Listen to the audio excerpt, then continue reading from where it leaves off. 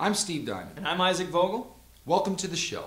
Absolutely, Diamond. Great to be back together again. Well, it feels good to be back with you. We got it's a big week. Week 8, lots of playoff implications, the Rec All-Star game. What else do we have on tap? And I'm not going to lie to you, Diamond. We are coming off probably one of the finest weeks of Ultimate Hoops basketball in the history of the league. Yes. A lot of excitement, a lot of drama, a lot of implications leading up to the All-Star Weekend playoffs. I couldn't be more excited. So why don't we cut right to the action?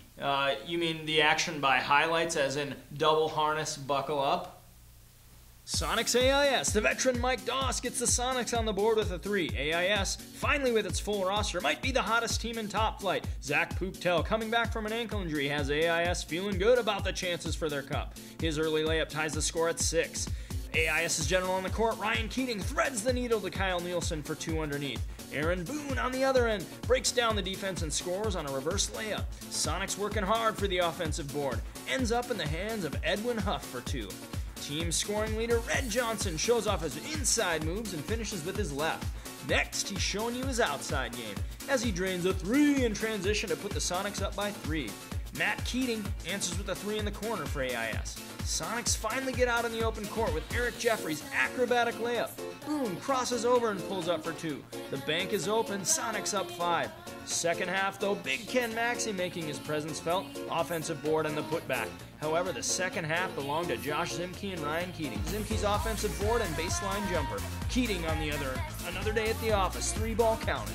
Back to Zimke, fake behind the back pass gives him the little space to convert his turnaround. Sonics had no answer for Zimke as he finishes with 25 points, and AIS pulls out to victory 69-65. Top flight team should take notice. AIS is coming.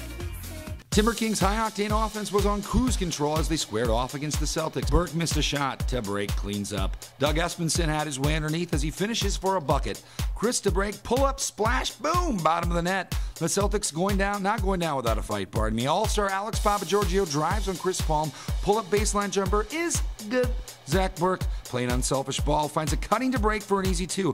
This time, Burke looking for his shot as he puts the T-Kings up by 7. Early threes by the Celtics keep them within range. Speaking of range, John Jones from the wing, James Varys from the corner. Espenson usually on the receiving end throws a perfect hoop, and TeBrake does the rest. Wow, for the love of elevation, TeBrake defies gravity and throws it down with authority. This guy's only 6'1". Celtics continue to work hard. A 3 by Isaac Vogel cuts back into the deficit. Papagiorgio offensive board collects himself and puts it in for 2.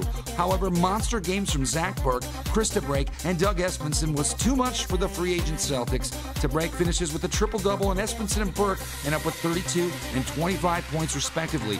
Timber Kings cruise 97-71. Boom! Pistons Steve Richter open 3. Good. Much more from him later. Teammate Chris May puts it on the floor and takes it hard to the bucket. Gets the bounce for 2, looking good in those new uniforms. Tornadoes Richard Randall Fine finishes on the break to keep pace with the Pistons.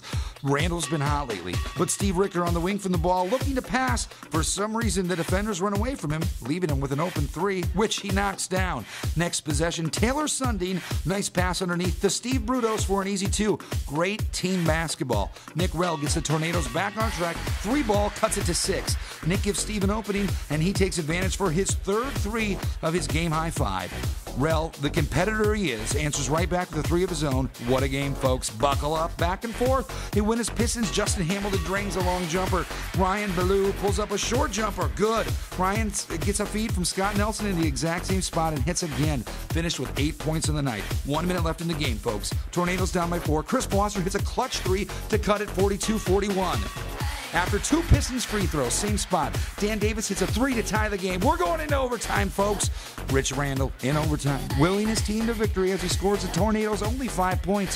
14 seconds on the clock. Tornadoes up 3. Pistons Jared Moan on the line, but misses the free throw. Not uncommon. Chris May with an offensive board. Cross-court pass to Justin Hamilton. 1 dribble, pull-up. Good. Ties the game with 6 seconds on the clock. Ensuing inbound, stolen by the Pistons. Clock ticking. Steve Richter, a deep 3. Good, and he gets fouled.